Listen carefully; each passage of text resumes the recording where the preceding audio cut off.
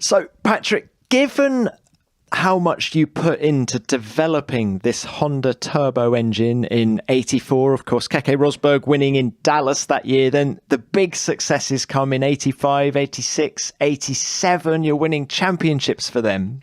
How much of a kick to you was it that they went with McLaren in 88 and left you? Did you feel they were being particularly disloyal?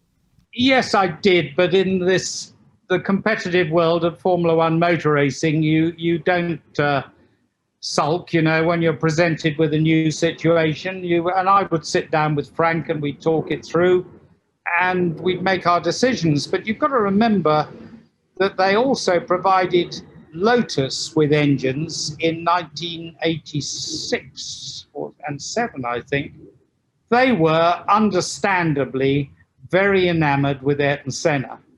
Ayrton Senna was a very intelligent fellow, and he could see that the writing was on the wall in 85, that Honda were coming up. Renault was supplying engines to Lotus. I have no idea whether Ron Dennis approached Ayrton Senna. Ayrton Senna did not sit back and let things happen around him. It may well have been that Ayrton Senna approached Ron Dennis and decided to go and get the Honda engine. I know Ron and Ayrton flew to Japan and persuaded Honda to supply them with the engine. But we sort of dealt with Honda supplying another team. Honda had seen, not that we had that much dirty linen, but I think in 84, we must have changed engine 60 times because the Honda engine kept blowing up. So they were seeing us in the most difficult of positions, and we were learning. We had turbo hoses blow off and things that, a good engineering group just really shouldn't have happened. So we were learning a lot, and Honda were visibly seeing that. So they probably thought that McLaren were absolutely wonderful and everything was great there. And they were very, very enamored with Ayrton Senna. And how much of it was Ron and how much of it was Ayrton.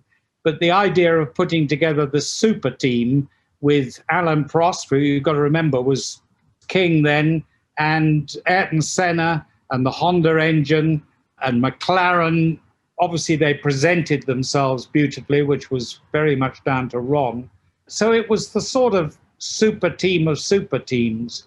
And I think Honda were a bit amazed when they provided Lotus with the engines. They thought Lotus would blow us away. In fact, it turned out the other way round, that we blew Lotus away and Ayrton Senna away in 1987.